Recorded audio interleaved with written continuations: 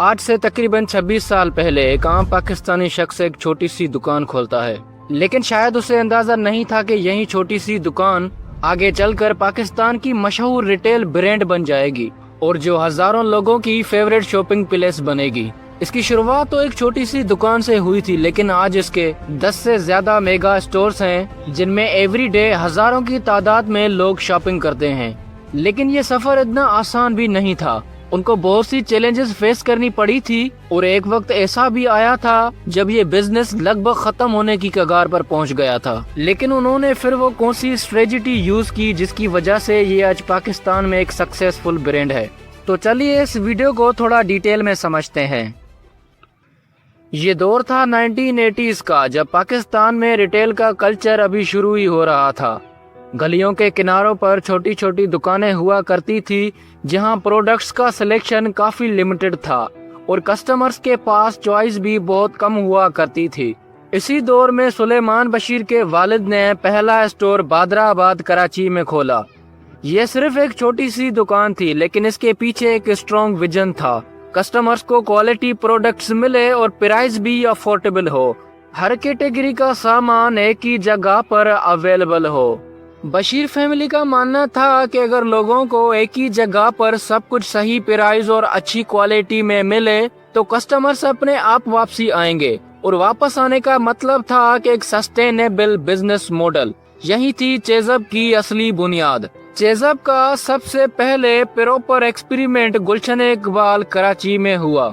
ये एक innovative quality discount store का कॉन्सेप्ट था जहां ग्रोसरीज, हाउस होल्ड और कपड़े एक साथ ही अवेलेबल थे।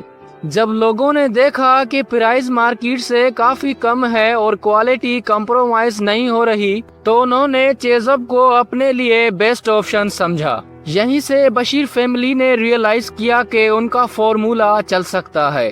गुलशन इकबाल के बाद दूसरा स्टोर हसन स्क्वायर कराची पर खोला, तीसरा स्टोर क्लिफ्टन कराची में खोला और इसी तरह 1-2 साल के अंदर चेज़ब के नए स्टोर्स खुलते गए।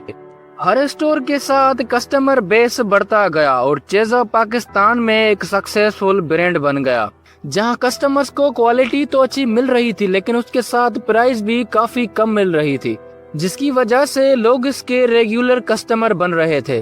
अब ये सब देखकर बशीर फैमिली कॉन्फिडेंट हो रही थी क्योंकि उनका बिजनेस तेजी से ग्रो कर रहा था। लेकिन यहाँ कहानी में एक ट्विस्ट आता है। कोई भी बिजनेस इतनी आसानी से सक्सेसफुल नहीं होता। अब यहाँ इनको एक बड़ी प्रॉब्लम का सामना करना पड़ता है, जिसकी वजह से इनको अपने स्टोर्स प्रॉपर बंद करने पड़ते हैं। अब होता यह है कि जैसे ही बड़े ग्रुप्स ने देखा कि पाकिस्तान में रिटेलिंग बहुत तेजी से ग्रो कर रही है, तो उन्होंने भी मार्केट में एंट्री लेने का फैसला किया। अब प्रॉब्लम ये हुई कि कुछ ग्रुप्स ने चेज़ब के ही स्टोर्स लीज पर लेना शुरू कर दिए। ये सब देख के चेज़ब ग्रुप को लगा कि शायद अब हम मार्केट में सरवाइव नहीं कर सकते। ये उनके लिए एक बड़ी प्रॉब्लम थी, लेकिन हर प्रॉब्लम के पीछे एक सलूशन भी होता है और असली एंटरप्रेन्योर्स वो होते हैं जो मुश्किल वक्त में हिम्मत नहीं हारते। अब चेज़ब ग्रुप ने बहुत रिसर्च और मेहनत के बाद एक स्ट्रेटजी बनाई। उन्होंने डिसाइड किया कि चेज़ब को दोबारा रीलॉन्च करना है और इस दफा और भी मजबूत फाउंडेशन के साथ। और रीलॉन्च के लिए 3 चीजों पर फोकस करना है। क्वालिटी पहले से बेहतर करनी है और प्राइस अपोजिट ग्रुप से काफी कम देनी है। मैक्सिमम कैटेगरीज की चीजें एक ही छत के नीचे अवेलेबल करनी है और इसके साथ साथ कस्टमर से फ्रेंडली बिहेवियर रखना है। इस स्ट्रेटजी ने चेज़ब को दोबारा सरवाइव कराया, लेकिन उनकी सक्सेस का सीक्रेट सिर्फ प्रोडक्ट बेचना नहीं था, बल्कि कस्टमर एक्सपीरियंस और वर्कफोर्स डेवलपमेंट है। सुलेमान बशीर कहते हैं, रिटेल के असली गेम चेंजर्स एम्प्लॉयज होते हैं। जो बंदा स्टोर में काम करता है, कैशियर या हेल्पर, वही कस्टमर का एक्सपीरियंस डिफाइन करता है। चेज़ब ने हर एम्प्लॉय को ट्रेन किया और एक फैमिली लाइक एनवायरनमेंट क्रिएट किया जहां कस्टमर्स कंफर्टेबल फील करते हैं। स्टोर लेआउट और प्रोडक्ट प्लेसमेंट ऐसा डिजाइन किया गया कि हर एज ग्रुप के लोग इजीली सिलेक्शन कर सकें। कस्टमर सर्विस को बरकरार रखने के लिए انہوں نے اسٹاف کی ریگولر ٹریننگ رکھی اور اچھی پرفارمنس پر ایوارڈز دیے گئے۔ ہر اسٹاف ممبر کو یہ سکھایا گیا کہ کسٹمر سے کیسے بات کرنی ہے اور ان کی پرابلمز کیسے سولو کرنی ہے۔ انہی اسٹریٹجیز کی وجہ سے آج چیزب ایسی جگہ بن چکی ہے جہاں ماں اپنے بچے کے ساتھ آرام سے شاپنگ کر سکتی ہے۔ چیزب نے صرف شاپنگ کو آسان نہیں بنایا بلکہ نئے آئیڈیاز پر بھی فوکس کیا اور اپنے کسٹمرز کے ساتھ اسٹرانگ کنیکشن بنایا۔ انہوں نے time to time special offers اور ڈسکاؤنٹ دیے جس سے زیادہ لوگ اٹریکٹ ہوئے اور بار بار شاپنگ کے لیے آنے لگے۔ اور انہوں نے شاپنگ کو ایزی بنانے کے لیے ماڈرن بلنگ سسٹم اور ڈیجیٹل آپشنز بھی انٹروڈیوس کیے تاکہ کسٹمرز کو زیادہ ویٹ نہ کرنا پڑے۔ اس کے علاوہ چیزب نے سوسائٹی کے لیے بھی کام کیا، جیسے اسکول ڈرائیوز، چیریٹی ایونٹس اور کمیونٹی ہیلپ پروگرام میں بھی حصہ لیا۔ یہ سب چیزیں مل کر چیزب کو صرف ایک ریٹیل برانڈ نہیں بناتی بلکہ لوگوں کا ٹرسٹڈ اور اپنا برانڈ بناتی ہیں۔ ریٹیل انڈسٹری ہمیشہ چینج ہوتی رہتی ہے، کبھی گورنمنٹ پالیسیز، کبھی ٹیکس ایشو اور کبھی سپلائی چین کے مسئلے۔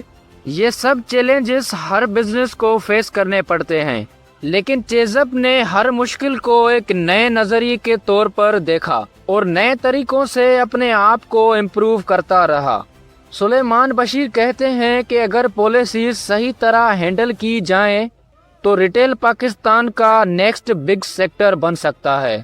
آج کے ٹائم میں ریٹیل صرف شاپنگ تک لمیٹڈ نہیں رہا، یہ امپلائمنٹ کریٹ کرتا ہے، اکنومی کو سپورٹ کرتا ہے اور لوگوں کو بیٹر شاپنگ ایکسپیرینس دیتا ہے۔ آج چیزب ایک ایسی جگہ بن چکا ہے جہاں روز ہزاروں لوگ ایک ہی جگہ سے اپنی ضرورت کی ہر چیز لیتے ہیں۔